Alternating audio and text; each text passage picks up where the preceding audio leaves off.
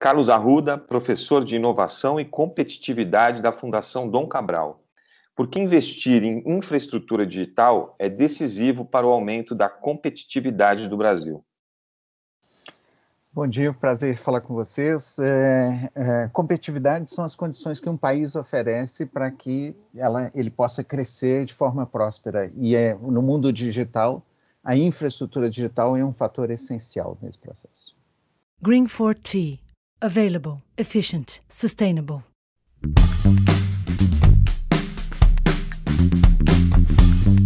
Olá, seja muito bem-vindo, seja muito bem-vinda a mais um episódio do podcast Green Talks aqui no Spotify.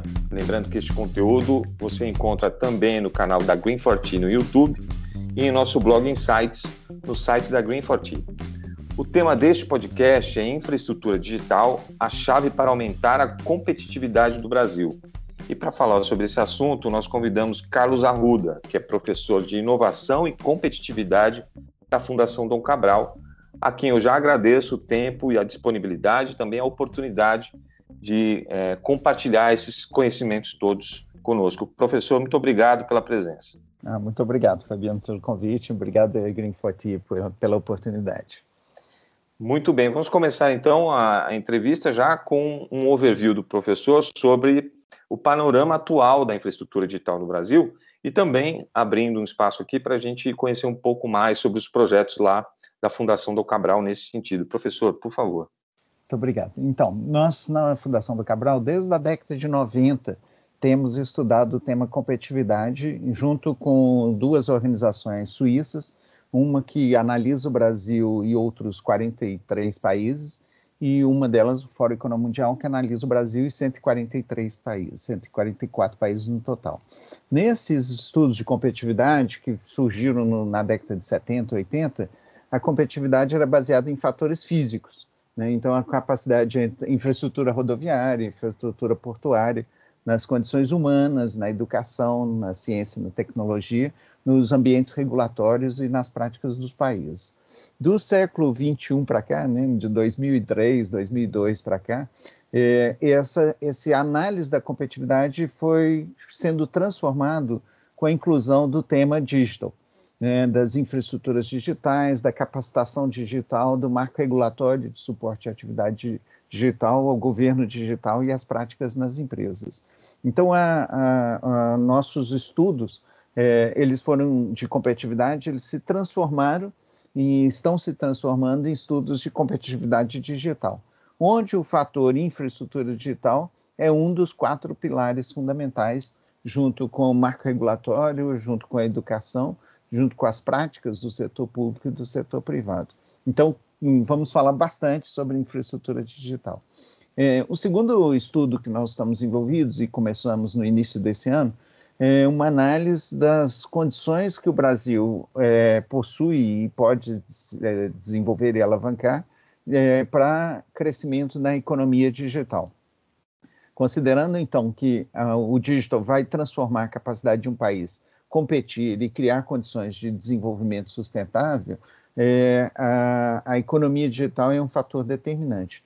E nesse estudo de economia digital, que está publicado num site, economiadigital.fdc.org.br, nós convidamos especialistas de várias áreas para, junto conosco, analisarmos esse ambiente e essas condições brasileiras para competir na economia digital. Uma sessão em especial nós analisamos, com a participação de vários especialistas, inclusive da Green4Tea, a infraestrutura. Então, o pouco das reflexões que nós vamos fazer nessa nossa conversa, Fabiano, vem desses dois estudos, do estudo de competitividade digital e dos estudos de economia digital numa análise mais ampla, mas que eu acho que vai nos auxiliar a refletir sobre esse nosso contexto, nossa realidade e o nosso potencial de transformação. Muito bem. Então, aproveitando este gancho dos estudos, né, e como a infraestrutura digital é tida como um dos 4 pilares, por que ela é tão essencial, professor, para essa competitividade do Brasil e, sobretudo, para o desenvolvimento aí da economia digital nacional? Por que ela é tão essencial? Então, vou responder dando um exemplo que, por acaso, hoje eu estava trabalhando nele, que é o tema da educação. Né? Nós sabemos que a educação vai passar por um ciclo de revolução com o uso e acesso à tecnologia, e a pandemia acelerou isso. Né? O fato das crianças, dos jovens, dos estudantes universitários e mesmo estudantes de pós-graduação, educação executiva, terem limitações de mobilidade, as escolas fechadas, etc., a tecnologia tem um papel fundamental. No caso da educação, diferentemente do varejo, da indústria, o modelo educacional ainda está muito defasado, né? Ou seja, o processo pedagógico de aprendizado e de ensino ainda está, eu diria, na segunda revolução, né, comparando com a revolução industrial, que foi a busca da eficiência, da massificação e da eficiência, que na indústria aconteceu lá no início do século XX, com o Fordismo e tudo mais. A educação ainda está nesse estágio, muito pouco avançou, né, em termos de automação e tudo mais, no processo educacional propriamente dito. Então, a educação ela depende fundamentalmente de acesso e de disponibilidade a custos adequados para que professores e alunos, alunos e alunos possam interagir de uma maneira mais eficiente, mais avançada, usando não somente o vídeo, né, telecomunicação via videoconferências, mas usando recursos tecnológicos que estão amplamente disponíveis, por exemplo, realidade virtual, inteligência artificial. Então, a tecnologia já avançou, a pedagogia ainda não aproveitou. Nos estudos que foram feitos durante a pandemia, se constatou que 93% dos alunos nas escolas públicas, para acompanhar uma aula remota, estavam fazendo via telefone celular, usando redes móveis com limitações de velocidade, inclusive de acesso, né? Pitoresco a história que foi muito divulgada de um menino subir na árvore para conseguir acessar um sinal para assistir numa aula. Então o pai construiu uma casinha para ele poder assistir a aula, porque era o único lugar na... Esse é um exemplo típico da importância da infraestrutura em um segmento. Se falarmos em agro, se falarmos em outros setores, saúde, ainda mais crítico. Eu queria voltar, Fabiano, se você me permite, à primeira pergunta que você me fez do panorama atual. Só para a gente ter um quadro de... Lembre que nós baseamos esse estudo num projeto que é conduzido por uma escola de negócios na Suíça, chamada IMD, onde são analisados 64 países, num indicador que nós chamamos de indicador de competitividade digital. No fator infraestrutura, entre os 64 países, o Brasil, no ano passado, foi o último relatório, foi de novembro do ano passado, ele ficou na posição 50. Isso significa que o Brasil está entre os 10 piores países do mundo, entre os 64 principais países analisados nesse relatório, no que se tange à infraestrutura digital. Mas o que é isso? Né? Então, de um lado, o Brasil está numa posição boa de acesso, 89,2% da população tem acesso à banda larga móvel, isso coloca o Brasil na 23ª posição, que é, eu diria, a posição boa para o Brasil, né, e talvez, mas em compensação, em termos de velocidade, banda larga, o Brasil, no relatório do ano passado, ficou na posição 49, no acesso à internet de qualidade ficou em 46, e na avaliação geral da tecnologia de telecomunicações, o Brasil ficou na posição 59. Então, o que nós vemos? Né? A nossa infraestrutura ela está aquém da nossa necessidade, do nosso potencial. Trazendo as análises feitas pelos especialistas que convidamos para o projeto Economia Digital, nós vemos um ponto, bom, tem todo o desafio de acesso, de disponibilização de rede, mas claramente um ponto crítico de atraso que é o 5G. Né? Convidamos um especialista nessa tecnologia para fazer duas análises. Uma análise bem interessante que foi o que aconteceu na China nos últimos anos. E o que aconteceu na China foi uma combinação de disponibilidade de acesso via 5G com acesso a serviços que promovem a inclusão. A China foi o único país no mundo que atendeu às metas da ONU de redução de pobreza, e isso foi feito fundamentalmente através de acesso à tecnologia digital. acesso a crédito, acesso a compras, acesso à educação, acesso a recursos, serviços que foram disponibilizados pela tecnologia. Então, o Brasil está, em geral, respondendo a sua primeira pergunta, na posição 50, como a gente pode usar a China como comparação, a infraestrutura digital ela é essencial, não só para a inclusão do Brasil nessa economia digital, mas fundamentalmente para a redução das desigualdades que são características do nosso país.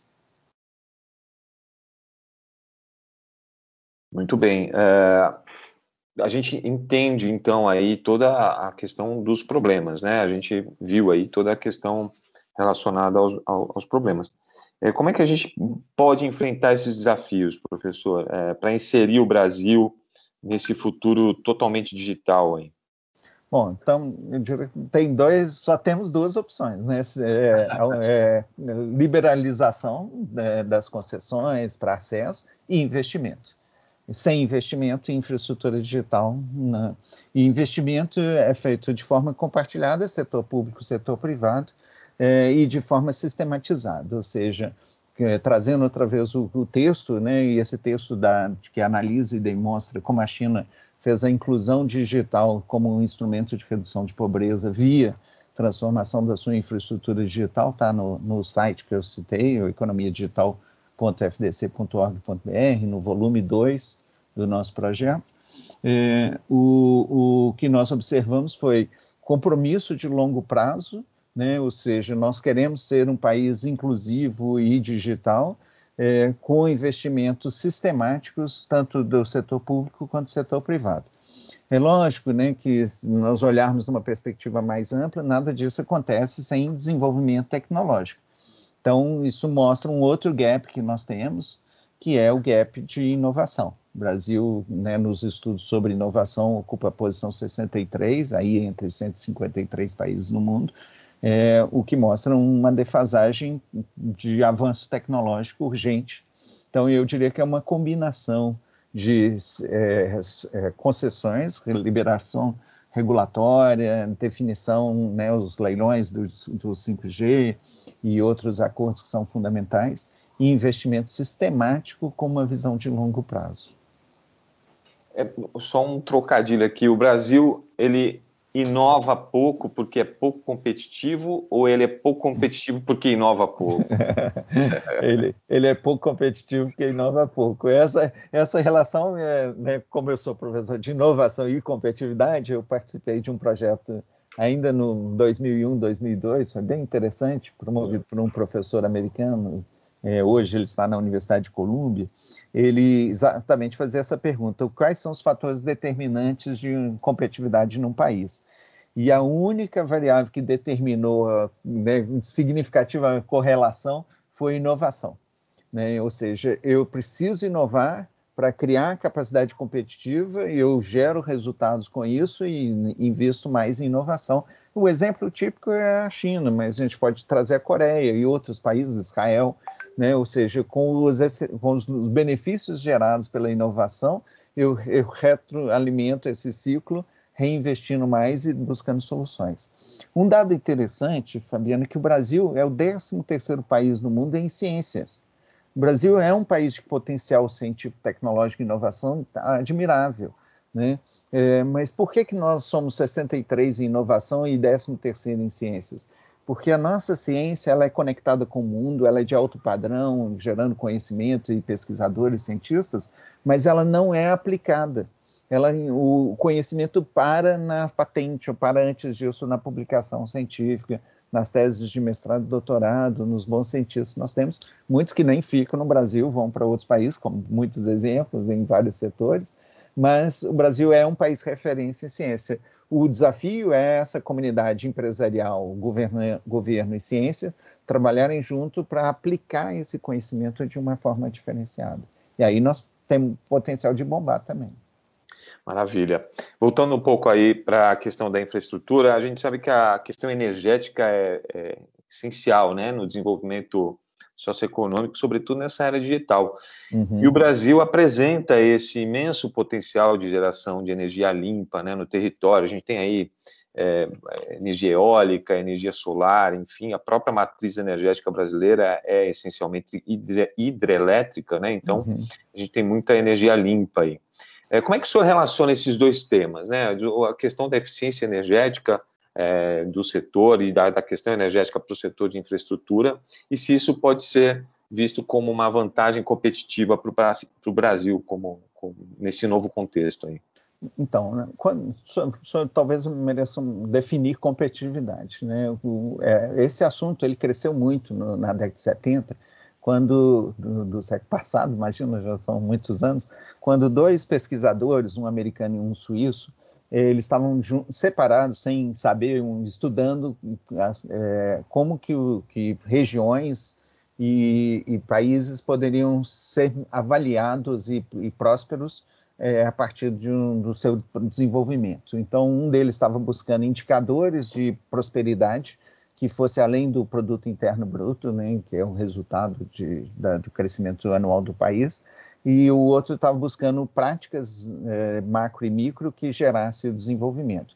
Um analisando clusters e segmentos, e o outro analisando indicadores mais macro.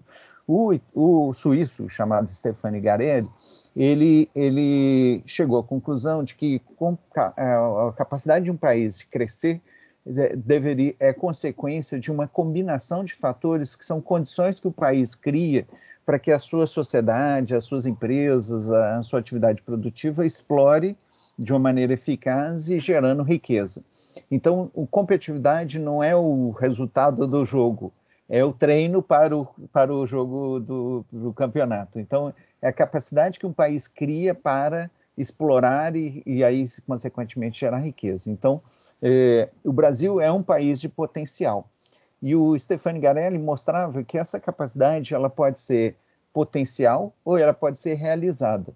Então, por exemplo, nós podemos ter uma riqueza fantástica, por exemplo, o petróleo em águas profundas, mas não ter capacidade técnica de explorar essa riqueza. Então, nós temos competitividade positiva no ativo, né, o petróleo em águas profundas ou energias renováveis, mas nós precisamos ter capacidade tecnológica, que é um fator humano, para explorar essa riqueza. Então, do ponto de vista de potencial, o Brasil é altamente competitivo.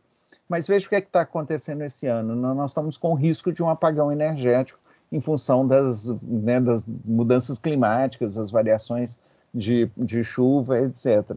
Ou seja, apesar desse potencial energético fantástico, eólico, solar e outras fontes renováveis de energia, né, o próprio etanol e outros, o Brasil ainda é um país independente da natureza para a sustentação da sua matriz energética. Então, voltando ao que nós falamos anteriormente, a infraestrutura potencial existe, mas talvez a infraestrutura tecnológica precise avançar mais aceleradamente. Então, é essa combinação de dimensões que torna o Brasil competitivo. Potencialmente, sim, como é o caso, por exemplo, do nosso potencial humano. O Brasil é um país de potencial humano muito positivo, de educação defasada gera uma perda na competitividade de talentos ou competitividade científica, tecnológica e inovação. Aqui eu vejo a mesma coisa. Temos, sim, um potencial energético extraordinário, né, em vários aspectos, mas precisamos alinhar a tecnologia para aproveitar e, de fato, ter uma sustentabilidade nessa dimensão.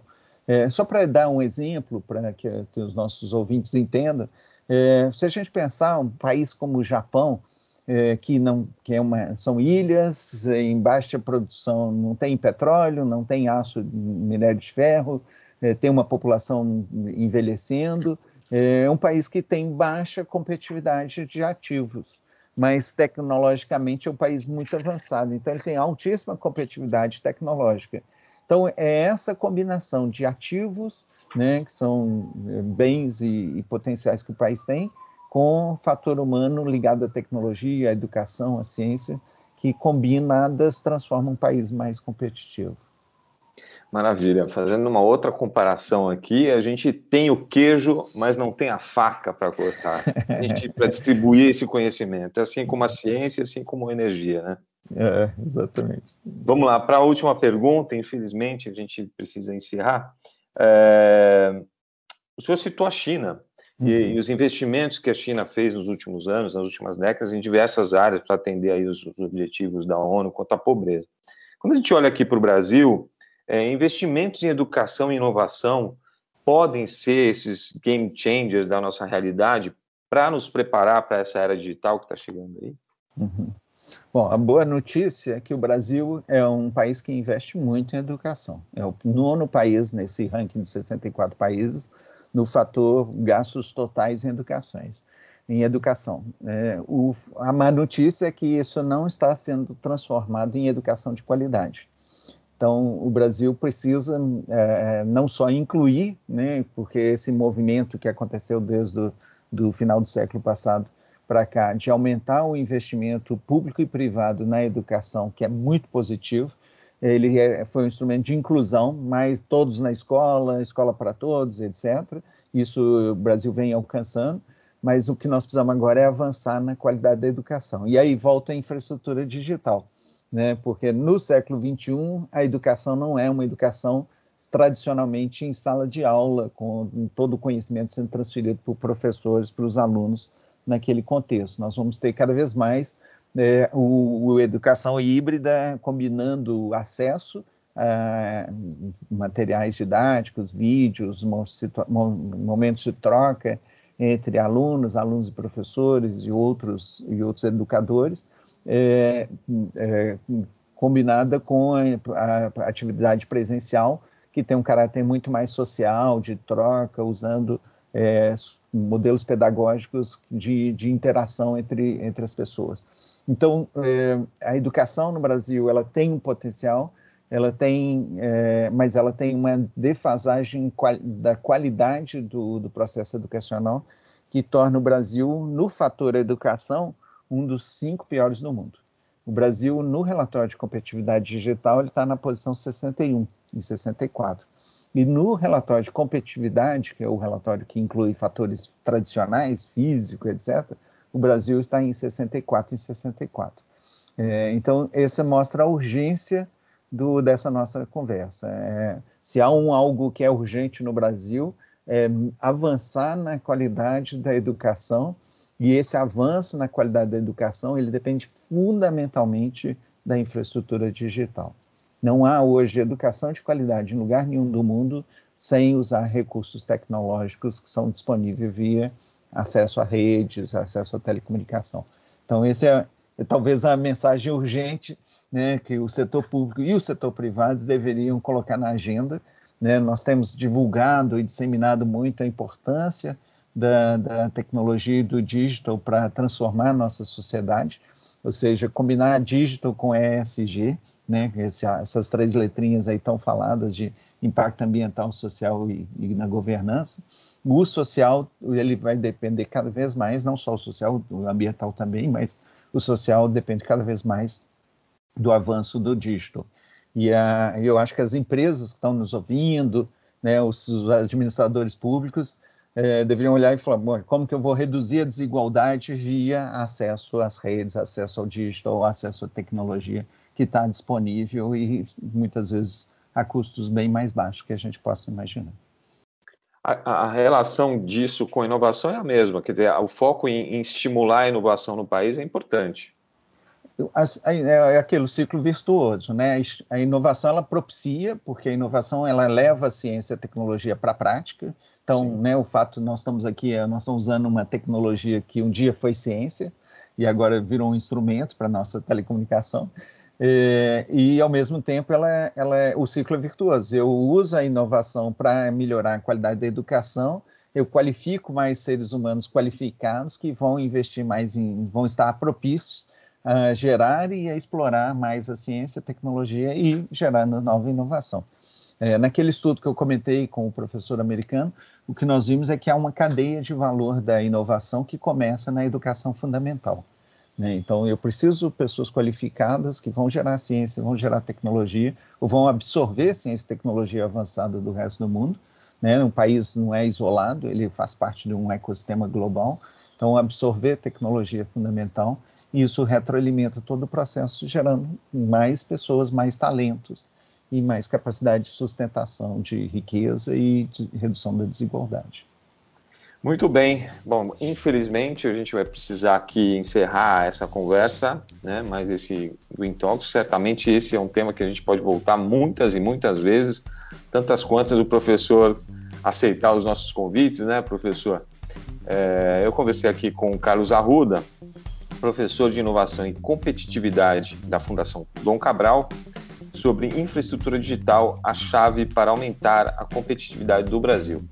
Professor, mais uma vez, obrigado pela presença, pelo tempo e por compartilhar seus conhecimentos aqui no podcast. Eu que agradeço a vocês, muito obrigado. Então é isso, se você gostou deste episódio, curta e compartilhe, também siga o nosso canal e nossas redes sociais, sempre com muito conteúdo relevante sobre tecnologia. Muito obrigado pela audiência e até a próxima.